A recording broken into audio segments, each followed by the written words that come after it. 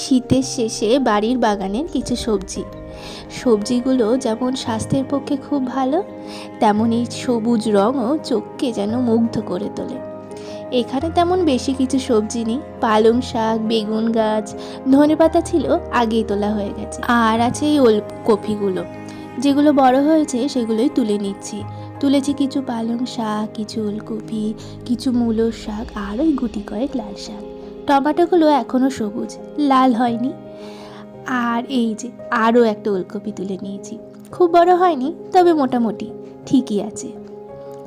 এই যে আর আছে গুটি কয়েক বেল আর দুটো আম গাছ ভর্তি করে মুকুল তো এসেছে। জানি না কত দূর মুকুলগুলো দাঁড়াবে বা কটায় বা আম পাবো, তবে দেখে তো মন ভরে যাচ্ছে। আর সব থেকে বেশি ভালো লাগছে এই যে আমের মুকুলের একটা মিষ্টি গন্ধ, মন ভরে গেল।